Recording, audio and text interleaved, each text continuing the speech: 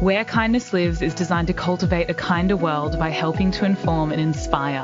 Hosted by Jenny Sager, head of Nextdoor Australia, the neighbourhood network connecting you to what truly matters so you can belong. We'll chat to the most thought-provoking individuals paving the way to positive change and hear from neighbours who deliver small acts of kindness every day. So come on a journey to where kindness lives. Hi, I'm Jenny Sager, and today my guest is much-loved psychologist, social researcher, author, and kindness warrior, Hugh Mackay. If it's a worthwhile cause, Hugh has definitely been a part of it. From the National Heart Foundation to the Sydney Peace Prize, and he's also a fellow of the Australian Psychological Society. He's written more than 20 books, including Australia Reimagined and The Kindness Revolution. Hugh Mackay, welcome to Where Kindness Lives. Thank you very much, Jenny. It's a pleasure to be with you. I'm going to start with a really controversial topic. Am I saying your name right? It is Hugh Mackay, isn't it? It is, yes. Set the record straight, because all these years you hear so many journalists say Hugh Mackay, and then we spoke previously and you said, no, it's actually Mackay. It is Mackay. I just want to start by asking you what kindness means to you. How do you define kindness? Well, my definition might surprise you, and in order to explain it, can I just take one step back to remind us all of something so blindingly self-evident you'd think I wouldn't even bother mentioning it. But we humans happen to belong to a social species. Like many other species on the planet, we absolutely need each other. We are hopeless in isolation. We need groups, communities, families, neighbourhoods of all kinds to nurture us and sustain us, and to give us that all-important sense of belonging, which is so fundamental to the mental and emotional health of a member of a social species. Now, because we belong to a social species, sorry for this long answer, because we belong to a social species, our deepest psychological need is to have that sense of belonging, to feel as though we're being taken seriously, we're being noticed, appreciated, included, listened to. So that's all background to my definition, because knowing all that, my definition of kindness is anything we do for another person to show them that we've noticed them, to show them that we take them seriously, that we appreciate them, that we acknowledge them, that we include them. And when I say anything we do, I mean anything from a smile or a wave as you pass someone in the street, saying hello, commenting on the weather when you're at a bus stop with someone, anything that says, I see you. I think we've all probably gotten even worse at listening, haven't we, with, all the Zoom calls. Ironically, we're on a Zoom call right now, but, the virtual meetings. And I notice there's so many distractions that you're in the middle of a meeting or you're talking to somebody, whether it's in person or on a virtual call, and you can just tell that they're multitasking. They're doing other things at the same time, or as you said, in person, they're looking around to see if there's someone better to talk to or somebody's got something more important to say. And have you noticed that? Have we gotten worse at listening? Yeah, I do think the more we've relied on technology for exchanging information, the more it's become a sort of a transactional, data heading one way, then heading the other way. That's not what human interactions are really like. One of the reasons why people say at the end of a 1-hour Zoom meeting that they're completely exhausted, much more tired than they would be if they'd been in a 1-hour face-to-face meeting, is that although at this moment, people who are listening to us can't see us, but at this moment I'm looking right at your eyes, but on your screen it looks as if I'm looking below your eye line.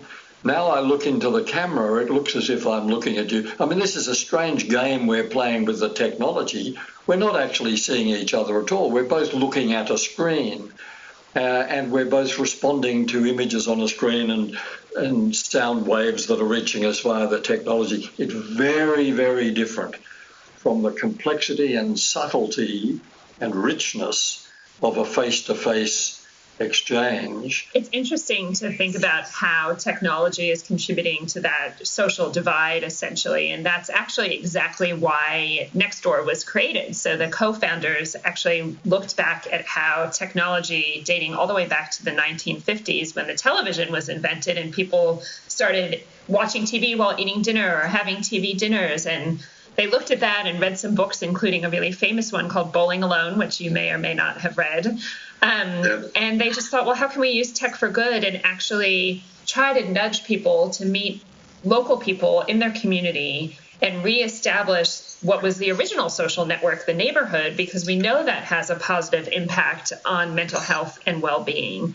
And so just out of that, I'd love to hear, given that you are, I should say, I was a guest on somebody else's podcast recently, and they referred to you. They brought your name up when I was talking about kindness, and they referred to you as the godfather of kindness in Australia. So given that you are the godfather of kindness in Australia, what do you think is the relationship between kindness and loneliness? The best way I can describe it is kindness is the antidote to loneliness. I mean, we are now a society, like many other Western societies, we are a society in the grip of an epidemic of loneliness. Before the pandemic and the lockdowns and the social distancing and all of that, in 2019, the Australian Psychological Society, in conjunction with Swinburne University, did a national survey which reported that 25% of Australian adults report feeling lonely for most of every week. And by the way, just as a footnote to that, it's more than 30% of people in the 18 to 24 age group who also coincidentally happen to be our heaviest users of social media. So you can be connected but lonely. But the cure for, I mean, there are many ways to tackle the problem of loneliness, but the primary one is at the neighbourhood level, where we say, I am a neighbour. I didn't choose any of these people to be my neighbours, and I don't like some of them, and I don't agree with some of them, and I'm very different culturally or ethnically or religiously or politically from some of them. Doesn't matter.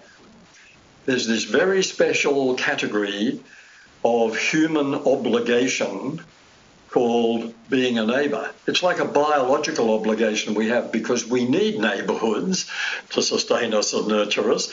Didn't we discover in the pandemic, as we always do in a crisis, the first port of call is the neighbourhood.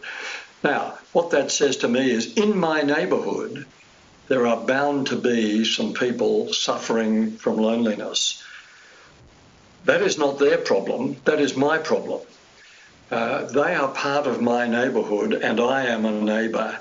I need to be alert to the people who are at risk of social isolation and therefore at risk of loneliness and reach out to them. What do you do if you're someone who, let's talk about both ends. So let's talk about the end first, where you're someone who actually is feeling a little bit lonely, but you're too hesitant to kind of put yourself out there in that way and say, oh, does anyone want to go for a walk? Or what are there a few practical tips that you could give of how do you get over that hump? We need to remind ourselves, I think daily, we need to remind ourselves that we belong to this species, not to some other species. You might wish that you'd been born into some other species where we were all self-contained individuals and we had everything we needed and we didn't really need each other. Sorry, that's not us. We're humans, and what that means is we do need each other, and we are hopeless in isolation. And if you're feeling lonely, that is a very important signal that you are suffering from some form of social isolation. You can even feel lonely in a crowded house. I mean, there's no doubt loneliness is not something that only happens when people are socially isolated, but the risk of it is greater. But if you are feeling lonely, then it is with the trigger, I think, for doing something about it is to remember your need of other people, to remember that you belong to a social species and you are only really able to be flourishing. You're only going to be experiencing the richness of what it means to be a human person when you are in relationships with other people, when you're making contact, and in particular, face-to-face, actual, not via technology, but actual eye contact. I mean, neuroscientists are telling us that our mental and emotional health depends on getting a daily dose of eye contact, not like we're doing, Jenny, via the screen, but actual eye contact. It's like an emotional superhighway to the brain. It connects us. I mean, you know how it connects you, because if you're having a conversation with someone and they refuse to make eye contact with you, you feel as though you're not connected at all. It's a magical thing that happens. So we've got to remind ourselves that's the kind of species we belong to. So if you are feeling lonely, I mean, to say get over it would be cruel and insensitive, but the way to get over it is to remember what it means to be human. To remember that we all exist in a kind of shimmering, vibrating web of interdependence and interconnectedness. And if we feel as though we're slipping off that web, that is dangerous for us. I mean, social isolation is not only associated with loneliness, anxiety, depression, it's also associated with hypertension, increased risk of hypertension, sleep disorders, increased vulnerability to addictions, and inflammation, and even a reduced life expectancy. I mean, that's what it. So that just reminds us that what it means to be human is to be in touch with other people. So if you're feeling lonely, you know the solution. The solution is to make contact. And that doesn't mean in a pathetic way, but it does mean if you go to a coffee shop, say hello to someone. If you're going to get on a bus, don't ignore the other person at the bus stop. Say hello. If you're walking down the street or you walk past a neighbour, stop and say hello. That eye contact, that social face-to-face interaction is enormously therapeutic. And if you're not getting your daily dose, well, then it's a bit like depriving yourself of food and drink. So, Hugh, I'm just going to read a quote from your book. It says, "Don't wait for the next disaster to bring out the best in us, and certainly don't wait for governments to take the initiative. The revolution can start in the street where you live." And I read that quote while reading your book, and I just thought, my gosh, that is exactly what Nextdoor is all about, starting at the community and the neighborhood level. So just talk us through when you wrote that, what you meant, and also how do people do that? How do you start that revolution in your street? Yes, I think one of the things that the pandemic has taught us is the crucial importance of the local neighbourhood. I think of the neighbourhood as like the test bed of how civilised we are, because it's not a mark of a civilised society that we only hang out with people we like and agree with and are ethnically similar to. The mark of a civilised society is that we show kindness, we show respect, we show compassion towards everybody. We engage with the society. That doesn't mean that we don't have special friends. Of course, it doesn't mean that there aren't some people we really love in an emotional sense. But the wonderful thing about being human is that we have the capacity to show kindness in the absence of any affection or any emotion at all. You can be kind to someone you don't even know and will never see again. You can be kind to someone that you disagree with furiously. So this is the mark of how civilized we are, whether we are able to develop and express our capacity for kindness. And the test of that is the local neighbourhood. Now, we'd reached the situation in Australia, as in America, as in Canada, as many countries in Western Europe, where it had become almost an urban cliche, Jenny, that people would say, "Oh, I don't know my neighbours." And they never said that with pride or pleasure. They never said, "Oh, at last I've achieved the situation I've been striving for years. I finally don't know my neighbours. What a relief." No, they always said it wistfully, rather sadly. ruefully, as though I don't know my neighbours and there's something wrong with that. I remember listening to someone describing himself. He was living in an inner city terrace house, inner west terrace house in Sydney, saying he went to bed every night and put his head on the pillow. His bed was up against the common wall between him and the next house, and he knew on the other side of that wall someone else was putting their head on their pillow, and he didn't know them, didn't know who they were, didn't know their name, seen them, but never made any contact. Now, we say that sort of thing knowing there's something fundamentally wrong with it. So this is what I mean when I talk about the revolution starting in our street. Make sure you know your neighbours. At the very least, know 2 or 3 up that way and 2 or 3 down that way and the 2 or 3 across the road, so that there is a sense of there being a little neighbourhood herd that you're all part of. Not that you're going to have a pizza together every Friday night, but just that you know each other. You know that person. You know if you were in trouble, you could just go and knock on their door, or they could come and knock on your door. I think it's crucial not to have grand ideas of how we can make society a kinder, more compassionate place. Of course, that's what we all dream of. If you ever dream of a better society, it's the same dream as everyone else's. You dream of more peace, more kindness, less violence, less cynicism, more compassion, more egalitarianism, etc. And we can make it happen. But we make it happen in our own street.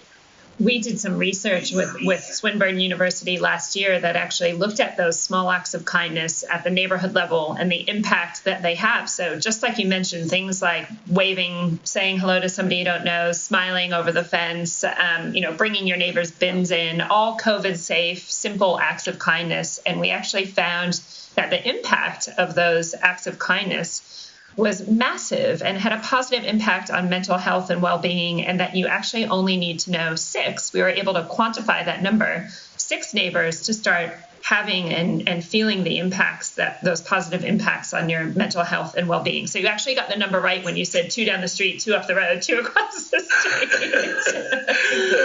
That's right. There's a lot of sociology behind that figure. I mean, the typical human herd is 6 to 8 people. A committee works really well if it's 6 to 8 people and doesn't work too well if it's more than that. In my research program, when I used the group discussion method, which I did in association with personal interviewing, the group sizes were always 6 to 8. Because they were basically friendship groups or groups of colleagues. And most friendships, most people, if they talk about their close friends, they're talking about 6 or 7 or 8 people. It's amazing how often that number comes up.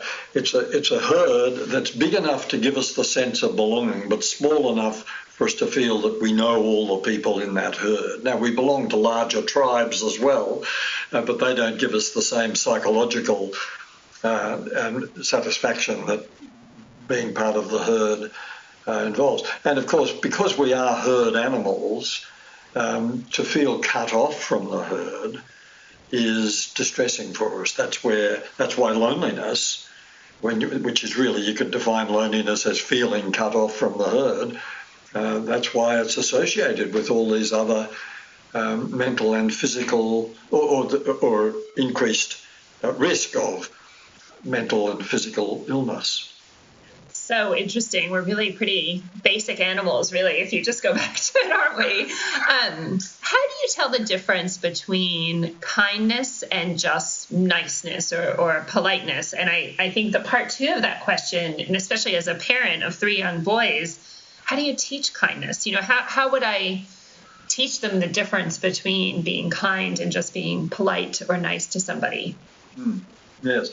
Well, first of all, I need to say I'm not against politeness. I think it's very important to teach our kids courtesy, but it's a different kind of thing. I mean, politeness, courtesy is just observing the social conventions that oils the machinery of social cohesion. It's an important an important part of belonging to this species. Kindness is another step, a step beyond niceness, because you can be kind to someone. I mean, nice is a bit of a slippery term. You can be kind to someone while you're terminating a relationship. You can be kind to someone while you're disciplining. You can be kind to a child while you're disciplining them. You can have a robust argument with someone you disagree with, but you can speak your mind kindly. And I think the big difference is that kindness is something we are doing for the other person. And we don't do kindness to feel better about ourselves. We may well feel better about ourselves. That can be a collateral benefit, but that's not a motivation. Otherwise, that's selfish. To be kind is to be responding to the needs of another person. How do we teach it? A great question. We teach it in the two time-honoured ways that education mostly happens. Overwhelmingly, strategy number one, by example. We teach our children to be kind by being kind. We teach our children to understand how you can disagree with someone kindly by disagreeing with our partner in front of the children kindly. We demonstrate, even when we are needing to correct or perhaps even punish a child for something, that we can show that this can be done kindly with a compassionate heart. So them seeing us is by far the most powerful influence on what they will become. But we need to go beyond that to be explicit in our teaching as well, to introduce talk about kindness. I mean, when the kids come home from school, it's very tempting to say, "What did you learn today?"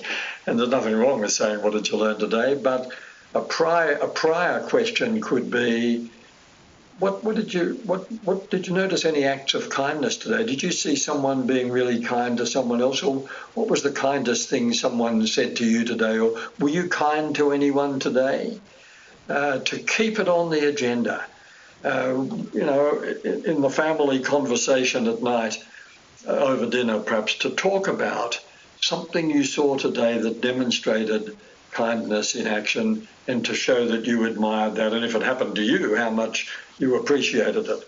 Not to brag about how kind you were to other people, but to constantly introduce the idea that kindness is a really important human quality that we need to develop if we're going to build social harmony. I mean, this is the great human project, isn't it? To create and maintain social harmony and kindness, compassion, mutual respect. These are the way we do it. I am going to give one quick humble kindness brag that my eldest son, my 10-year-old, actually won the kindness award at school this year, which made me probably more excited than any other award my kids have ever won, because they certainly hear me talk about kindness all the time. Congratulations to your son, and congratulations to that school for putting kindness on the agenda to the point where they're going to award a prize. I mean, the day will come when there'll be no such thing as a kindness award, because the revolution will have happened. Because kindness is not actually heroic. Kindness is actually being human. Kindness is being true to what Abraham Lincoln described as the better angels of our nature. And that's not heroic or exceptional when we're all just being human.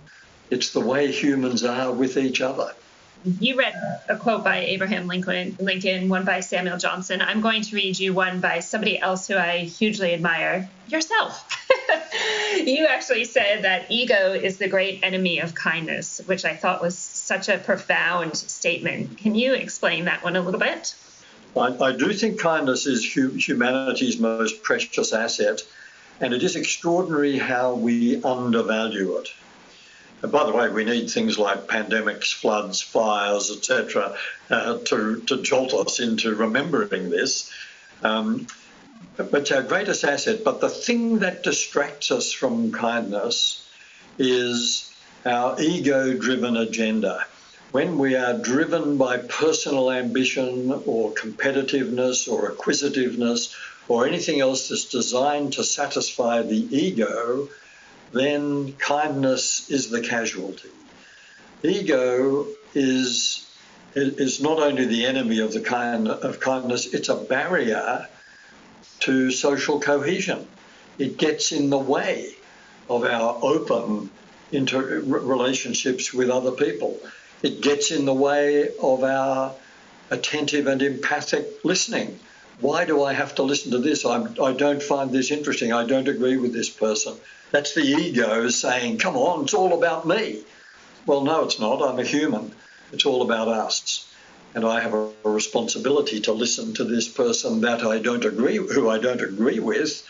And by the way, that doesn't make me some kind of pussycat. I'm not going to be a pusher. I'm not going to be a doormat. I'm not going to be soft in the head. I'm going to hear this person say what they say that I disagree with so profoundly. And then, with kindness and respect, I'm going to say, I get what you're saying. You're saying this. That. Yeah, well, look, I see it all a bit differently. Can I tell you how I see it?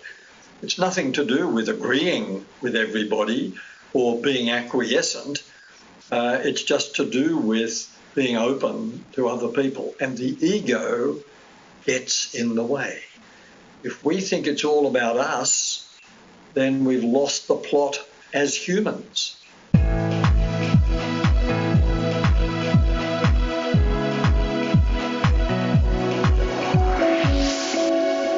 So one thing we always do in this podcast is we share with you a recent next-door neighbor story, which we feel like really kind of epitomizes kindness. And so I'd love to share this one from Rowville, Victoria with you and hear your thoughts about it. This is from a single mother of two named Michelle.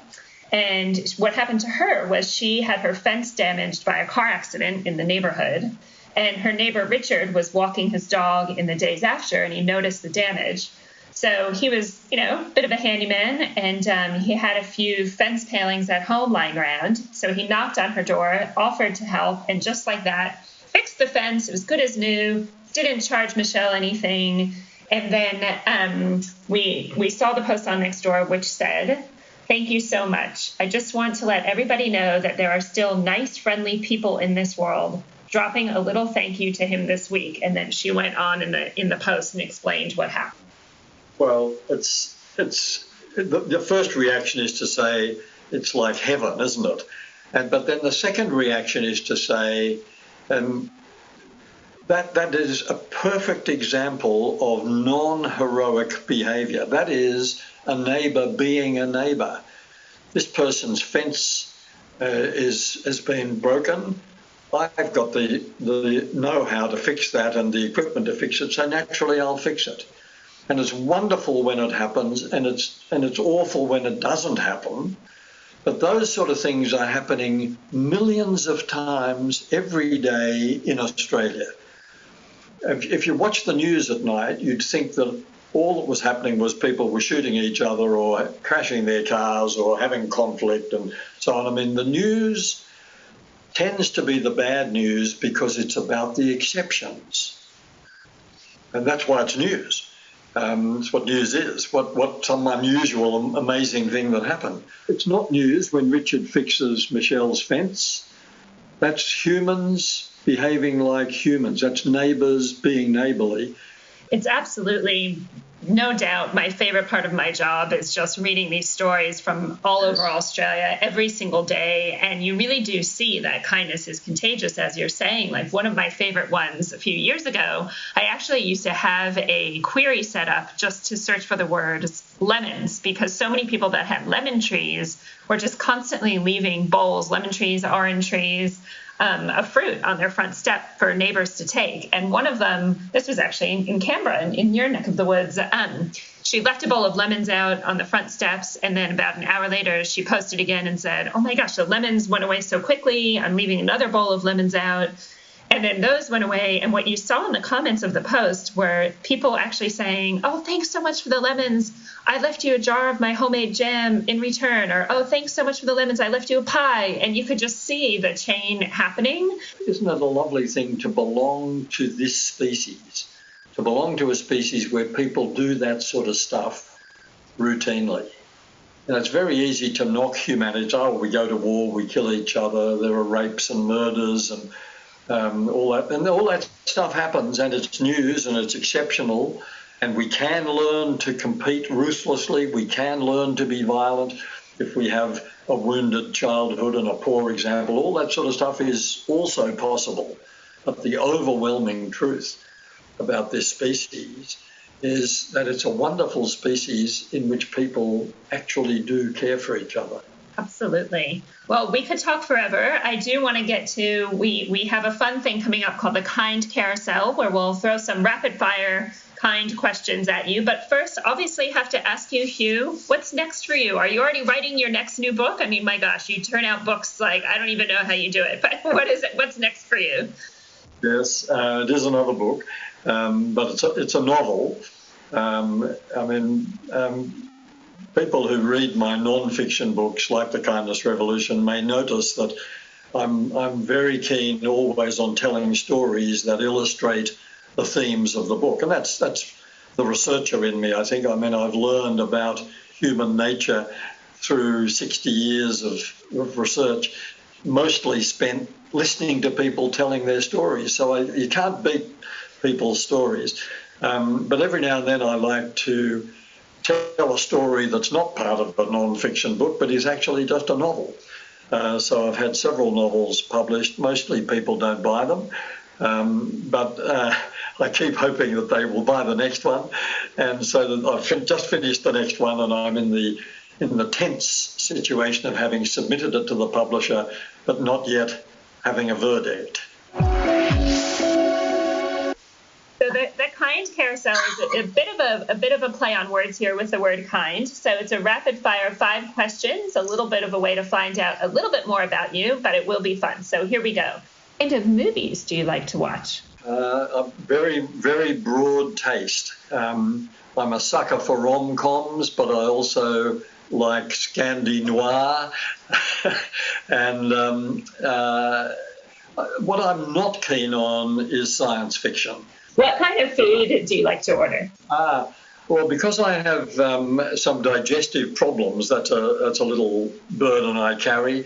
I eat very plain, simple food. And if you think of a public figure, could be someone, celebrity or just a public figure, someone in the spotlight that really is showing kindness at the moment, who comes to mind? We have seen some politicians showing kindness. We've seen Angela Merkel showing kindness to refugees. We've seen Jacinda Ardern showing kindness in extraordinary circumstances after the Christchurch massacre in New Zealand. So politicians can do it. I see it more in the local neighbourhood than I do on the large scale. I mean, the greatest act of kindness, I suppose, that any of us have witnessed in our lifetime, it's before the lifetime of some people listening, no doubt, was Nelson Mandela. I mean, he's no longer alive, of course, but to suffer what he suffered of 25 years, whatever it was, imprisonment, and to walk out of that prison and forgive those who had imprisoned him and get on with his life and create the new Republic of South Africa. You know, it's like a breathtaking example to all of us that under the most negative, difficult conditions of hardship and privation, the candle of kindness can still flicker. Okay, last one. If you could try your hand at another kind of profession, what would you choose? I'd probably be a musician. Another thing I think I would probably have loved would have been being a clinical psychologist as opposed to a social psychologist. I mean, as a social psychologist, I've loved analysing what's happening, how people are dealing with social change and learning about human nature. And I think some people have said that it's been very helpful to them to read my social analysis, and they understand themselves a bit better by reading my description of human nature in these various books. But I think also people who are dealing one-to-one, face-to-face in a counselling situation that is a heroic role to play in our society. Thank you for everything that you do to encourage kindness throughout Australia. We are so lucky to have chatted with you today. I know it's just one conversation and many more to come, but thank you for joining us today. And again, you can pick up the Kindness Revolution now. Thanks so much, Hugh. Great pleasure. Thank you, Jenny. Where Kindness Lives is designed to cultivate a kinder world by helping to inform and